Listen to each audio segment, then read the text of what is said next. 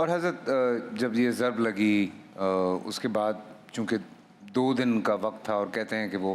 زہر آلود خنجر تھا جس سے ضرب لگائی گئی، لیکن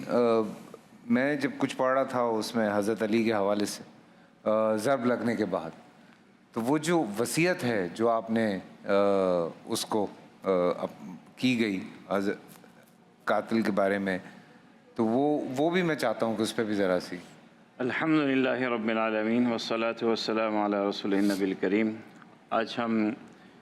یاد کر رہے ہیں عالم اسلام کی اس شخصیت کو جو کہ ہر دور میں صف اول کی شخصیت تھی۔ نبی کریم صلی اللہ علیہ وسلم کے گھر میں انہوں نے پرورش پائی، انہیں پرورش دینے والے، ان کی تربیت کرنے والے خود حضور صلی اللہ علیہ وسلم ہیں، اور اللہ تعالیٰ نے ان شخصیت کے ذریعے دین اسلام کو ایک سائبان دیا ہوا تھا، اور پھر حضور صلی اللہ علیہ وسلم کے ساتھ تمام جو حضور صلی اللہ علیہ وسلم کی جتنے بھی ہوئے غزوات ہوئے، اس میں ایک نمایاں کردار حضرت علی رضی اللہ تعالیٰ عنہ کا تھا۔ اور پھر اس کے بعد کا جو دور ہے، حضرت ابو بکر صدیق رضی اللہ تعالیٰ عنہ کی خلافت کا زمانہ اور حضرت عمر کی خلافت کا زمانہ، اس زمانے میں بھی ایک بہت ہی اہم ستون تھے یہ عالم اسلام کے لیے۔ قاضی القضاء کی ان کی کیفیت تھی، اور اگر کوئی ان دونوں بزرگوں سے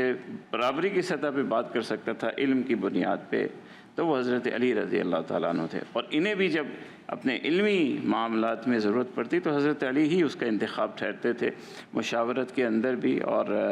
اس کے اندر بھی۔ اور پھر اس کے بعد جو فتنے کا دور شروع ہوا، جب خوارج نے پنپ لی اور یہ جماعت پیدا ہوئی، پھر اس کے بعد مسلمانوں کی 2 عظیم جماعت کے درمیان جو کچھ بویا گیا اور جو کچھ ہوا تکلیف ناک، اس کے بعد حضرت علی رضی اللہ تعالیٰ عنہ کی جو شخصیت اور ذات تھی، اور جس طرح وہ آگے بڑھ رہے تھے، تو خوارج کو اپنے اس پورے نظام کو جو انہوں نے ترتیب دیا تھا اسے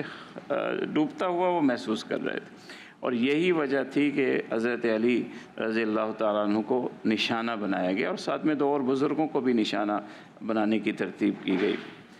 بدقسمتی سے حضرت علی رضی اللہ تعالیٰ عنہ اس وقت نشانہ بن گئے اور شہادت کے مرتبے پر فائز ہوئے، اور ہونا تھا یہ تو حضور صلی اللہ علیہ وسلم فرما گئے تھے، حضرت علی سے خود فرما گئے تھے کہ جن کے ہاتھوں آپ شہید ہوں گے وہ اس پوری امت کا جو ہے وہ انتہائی زندیق